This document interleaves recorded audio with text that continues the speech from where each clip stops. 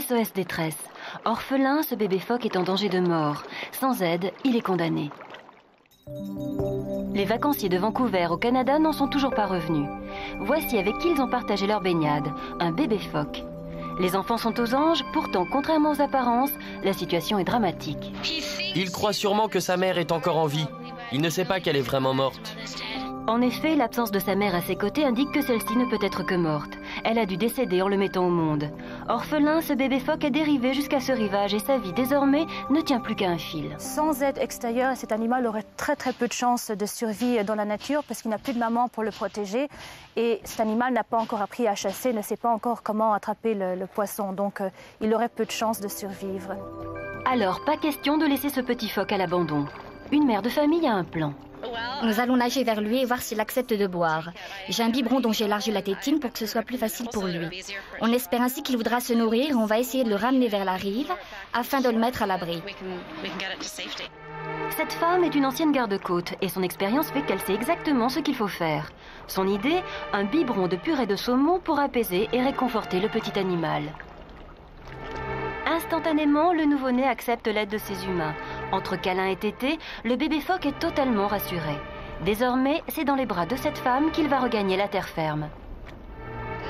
On avait un peu peur car on ne savait pas s'il allait nous mordre, mais je crois qu'il n'a pas de dents. Il y a quand même un risque parce que c'est un animal sauvage, donc la personne part d'un bon principe, mais la tête de l'animal est quand même fort proche de son visage, de parties vitales. Cet animal pourrait, plutôt que donner sa confiance, réagir avec de la peur ou de l'agressivité et pourrait mordre la personne qui essaie de l'aider d'une façon vraiment assez importante. On ne connaît jamais la réaction d'un animal sauvage, donc ce qu'on peut donner comme conseil en général, c'est même si ça a l'air d'être un tout petit bébé, il faut être quand même très prudent parce que la sécurité d'une personne est quand même beaucoup plus importante que le sauvetage d'un animal malgré tout.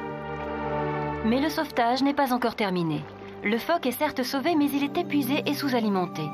Direction donc le centre de secours des mammifères marins de Vancouver. Là, il sera soigné, nourri.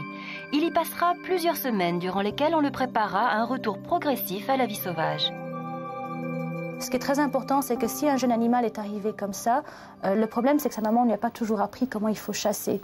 Alors on essaie, nous, en tant qu'humains, à apprendre à ces animaux à chasser, à trouver leur proie. Et je pense que ce n'est pas un travail qui est très facile. Donc on ne sait pas toujours si c'est un travail qui sera voué à l'échec ou à la réussite.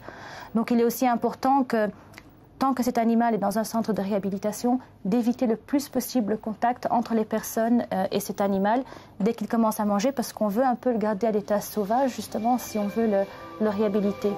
La réhabilitation, c'est donc maintenant l'objectif de ces vétérinaires qui, avec le concours de bons samaritains, ont réussi à préserver la vie d'un bébé phoque. Un bébé sauvé des eaux et qui n'attend plus qu'une chose, y retourner.